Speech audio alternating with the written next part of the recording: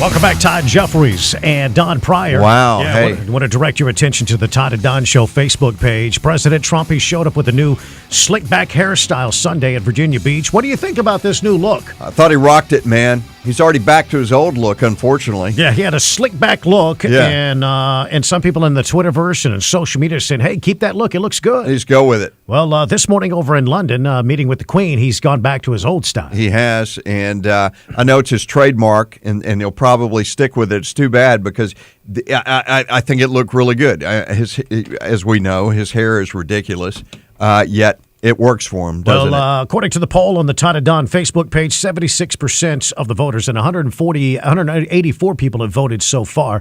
76% say keep that slick back look. Yeah, they man. love the way it looks like you got a mullet. Exactly. Well, it was kind of mullet-like, wasn't it? Exactly. But I thought it looked good. I thought it took 10 years off of him. Oh, really? Yeah. Made him look younger. Yeah, it did. Michael Douglas in Wall Street or whatever it was. Jump in here at 512-836-0590. Toll free 877-590-5525. He looked like Gordon Greco. Gordon Greco, yeah, that's what I was trying to Greed is remember. good. Yes, that's it. Well, there you go. It fits. Is that a compliment? It fits. Is that a compliment, or are you taking a jab at the president? No, I'm not taking a jab at the president. No, I'm not at all. I think the hairstyle would be very fitting of him, but I doubt he'll do it because it is, again, his hair is his trademark, and that's what he's going to go with. You see this demonstration? Demonstrators took to Facebook's New York City headquarters Sunday to protest the company's ban on artistic nudity. Yeah, Go but on. you likely won't see any of the photos from the event because they were showing a lot of boobies over the weekend. That's because those who took part, they stripped down to nothing, even carrying around giant nipple cutouts to cover their genitalia. Yeah. Yeah, the groups involved under the name of #WeTheNipple revealed that they were, they're challenging censorship of the artistic female nudity on Facebook and on Instagram and their community standards. Both social media platforms has policies. They block nudity because some people in the community just don't like that kind of thing. They don't want to see a booty.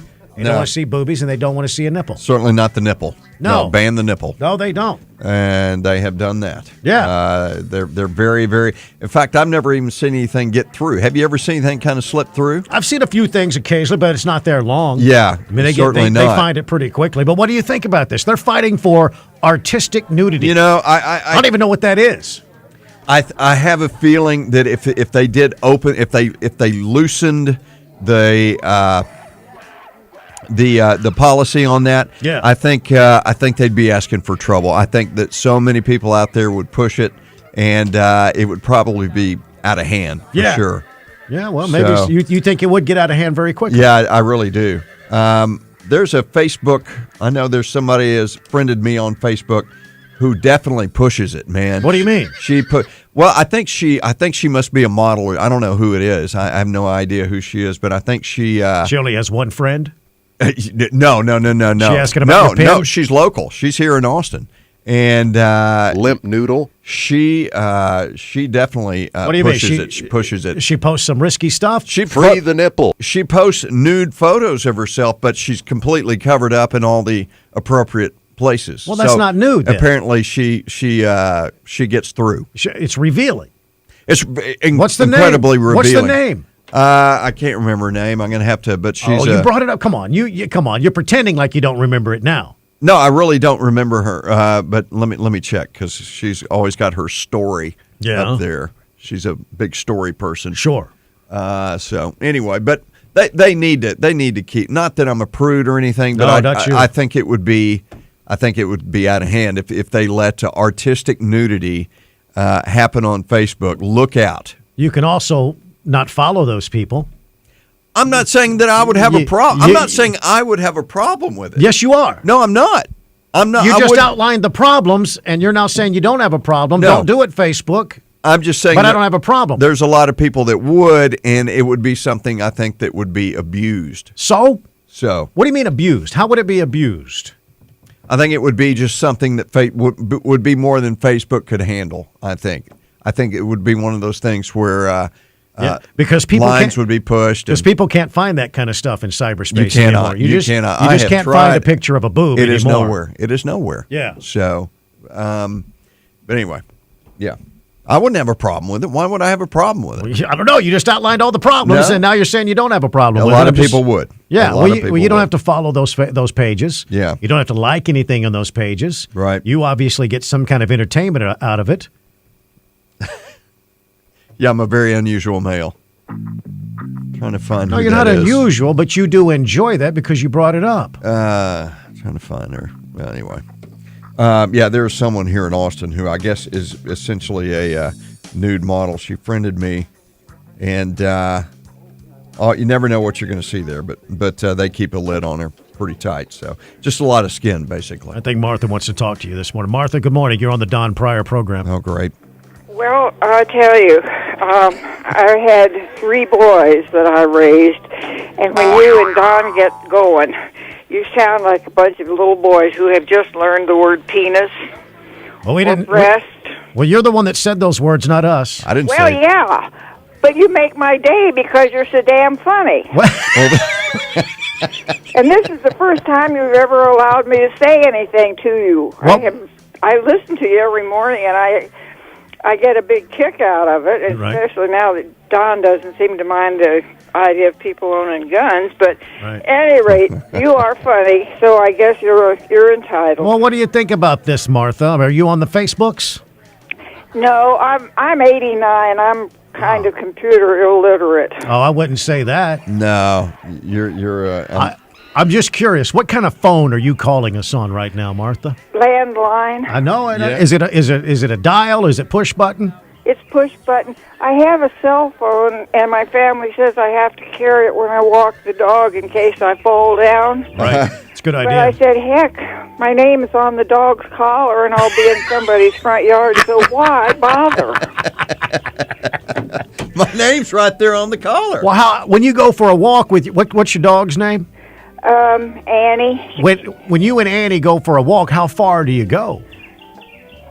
Just about far enough for her to do her duty to God and her country. I understand that. And when she says duty, she means duty. That's what I mean. And you pick it up, don't you? You take a little HEB bag with you and pick it up? Yeah, but this morning I forgot to.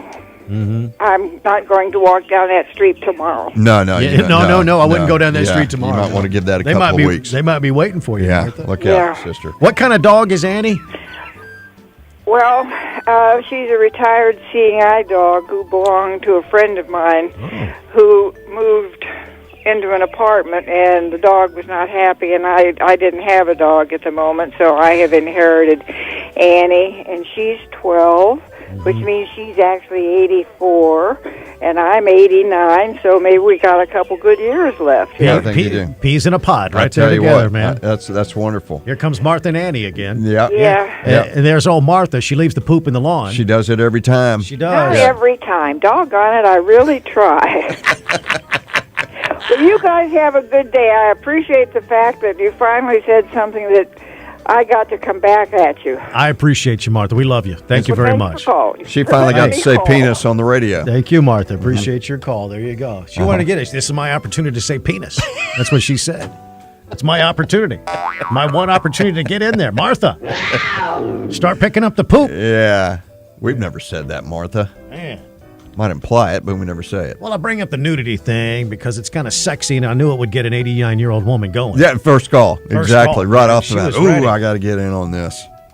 Yeah. She wanted to get in a conversation with 2 younger men. Sounds great, man. 89. She's rocking it. I bet she can make a pie. Yeah. Oh, she can. She can. Absolutely. She pie or cake? What do you think? Both. Either one. More pie than cake. Yeah. But she will do a cake. It'll be a white layer cake.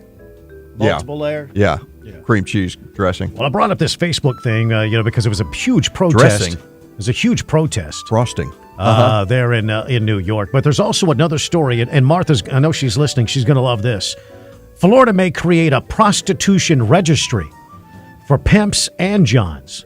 You heard about this? The worst day came into my life when I find out my best friend, almost sister, sold me for $300. Trafficked and sold for sex for more than 6 years. Survivor Cindy Alvarado says her nightmare began in 2010 when a former friend tricked her with the promise of a fake babysitting job. There were nearly 4,000 sex trafficking cases nationwide in 2018. Now, Florida lawmakers have introduced legislation to create a public database similar to the state's registry of sex offenders. It would list the names, color photographs, and addresses of pimps and johns. Florida's legislature passed the bill in both the House and Senate, and lawmakers are waiting for the governor's signature. In Miami, Alina Shirazi, Fox News. All right, so there you go. I mean, I think everybody listening can agree that human trafficking, child sex trafficking is a major problem in this country, right? No doubt about it. And it's something that we all want to end. Yeah. But I think some people listening don't have a problem with an adult woman and an adult man paying each other for sex. I think a lot of people listening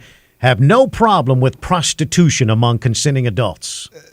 I don't have a problem with that as much as I do what it does to certain areas of town where it's really prevalent, businesses and things like that. I mean, it's not that I'm a fan of... I think everybody should have every problem with everything associated with pimps, johns, prostitution, and sex trafficking, everything, every part of it, right? It is two consenting adults is the thing, and but the sex trafficking aspect of it horrid. What do you think about this John registry, where they actually publish the Johns that have been arrested? There's been some cities that actually post pictures and release the names to the public. I was going to say, I would think the only way you can get them on a registry would have to be having either arrested them or cited them or whatever. Certainly no one's going to voluntarily come forward and say, yeah, I want to give you my information for the registry here. No. John, my business. Yeah, John would never do that. No. So in that state... let me explain what the registry would be. If they arrest a bunch of guys in a sting, those names would be added to the registry. Yeah. Nobody would go and say, hey, put my name on the list. No, of course not. Yeah. No, of course not. I get that. I'm clear on that. Yeah. But in Florida... Good night. That's going to be a full registry, man. That state has just got to be. Should the APD do the same thing? To crack down on prostitution and johns, publish the names of the people that have been arrested, the women and the men. Wow. I would rather see it go away completely. Yeah. Why not? I don't want to protect any of these people. You would like to publish those names? Sure, why not? Well, it's already freedom of information. You can already access it. If somebody's been arrested and it's in a court proceeding, you can get that information. Why not? Yeah, absolutely. I think the reason why a lot of cities don't do this is because they're afraid somebody famous may get caught up. Yes, no doubt about it. It's happened before. Like a business owner. Yeah, politician. Like a politician, a teacher. It's happened many, many times. Maybe that's the reason why. It is 9:16 here on the Todd Don Show. U.S. and Mexican officials, they will gather around the table today to begin talks aimed at heading off Washington's threat to slap tariffs on Mexican imports. The White House said just last week it will impose 5% tariffs on all goods from Mexico unless they stop Central American migrants traveling to seek asylum in the U.S. And today, Mexico's economy minister is scheduled to talk with the Commerce Secretary Wilbur Ross on this very issue. There you go. Yeah. Do we know for a fact this is going to happen, though? This is a threat right now. It's something, and we know that Donald Trump has made threats before, and then he's backed off. He's changed his tune or said, I'm going to delay it. People are assuming the worst right now. I'm not convinced that he will follow through with it. I'm not. You think he's bluffing? He might be. He's bluffed before. He's played this game before. I don't think he's bluffing. I think he's very serious. If Mexico doesn't step up their efforts, there will be a 5% tariff on things coming from Mexico into the U.S. And as time goes, that will go up. And it could go as high as 25%. Yeah. You could be paying more for Chipotle. That's what the company is saying. Chipotle Mexican Grill says it could cover the cost of proposed tariffs on Mexican imports by raising the price of a burrito by 5 cents. Chipotle's chief financial officer, Jack Hartung, says its costs could increase $15 million this year if there's a 5% tariff on all goods coming from Mexico. The chain says it's considering passing on the costs with a modest price increase. Hartung says they're already looking at ways to offset the costs of the tariffs in case they become permanent. Ginny Cosola, Fox News. There you go. Chipotle, do you darken their doors? I have occasionally. Have you? Do you like it? It's okay. Brett, good morning.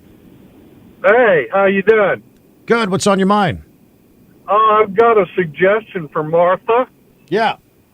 About picking up, instead of picking up the dog poop, she should just carry the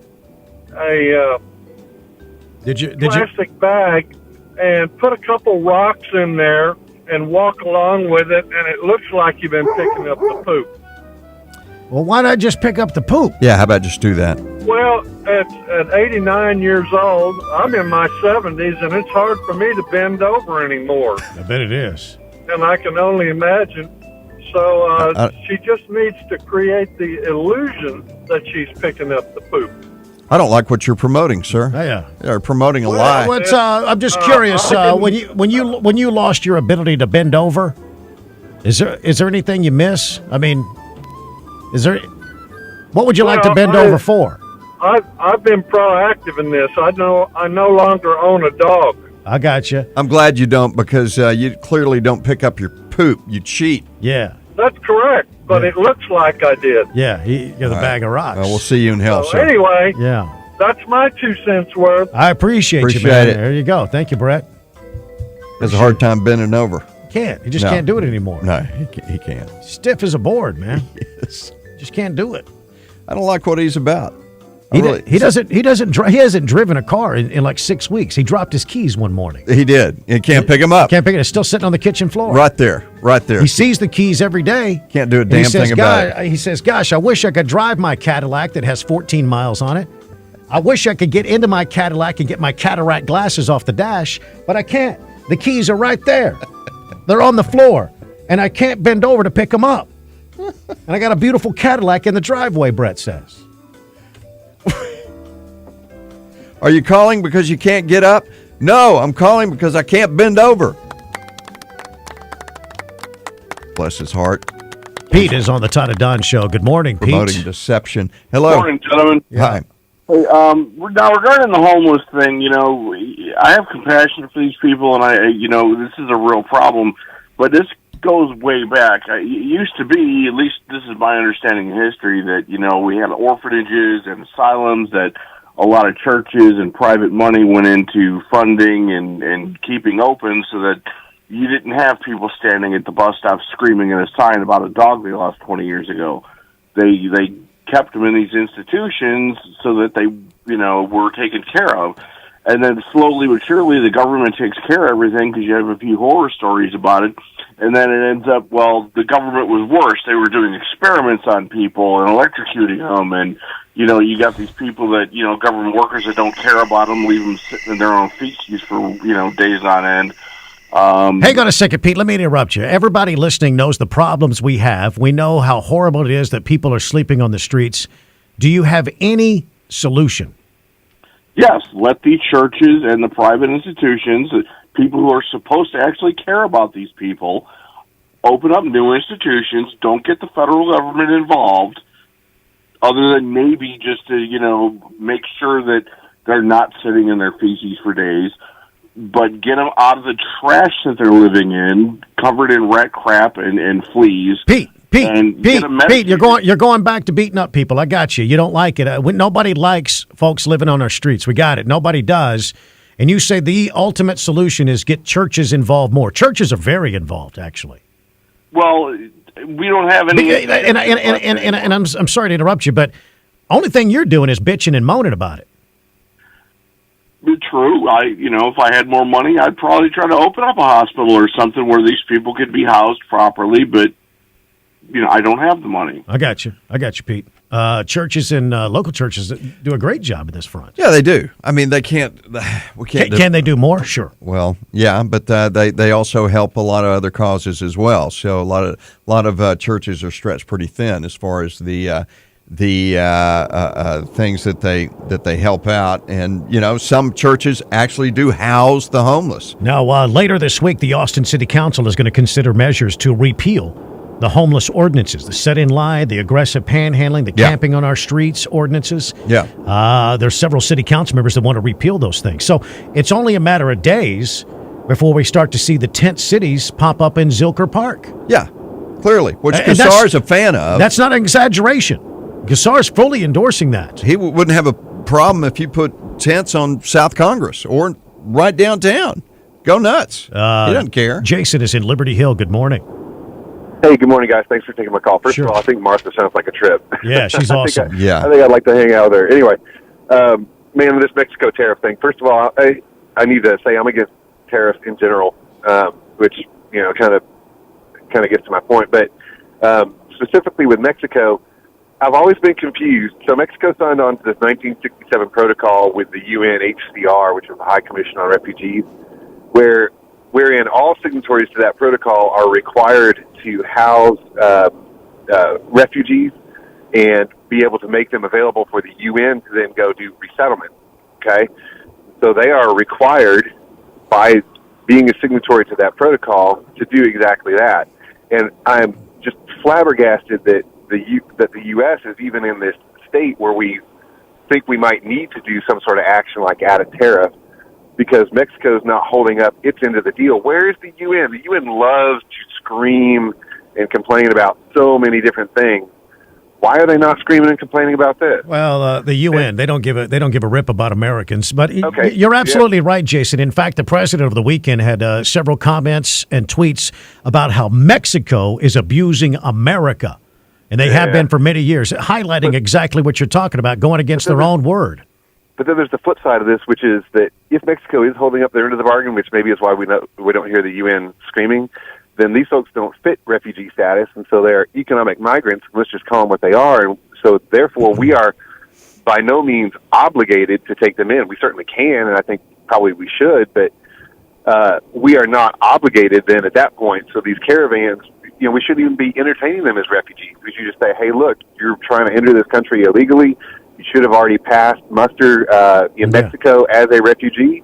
And if you didn't, then you're obviously not. So have fun. You know? Turn around. Yeah, I got you, Jason. I hear what you're saying. It is 9:25. Jump in here at 512-836-0590.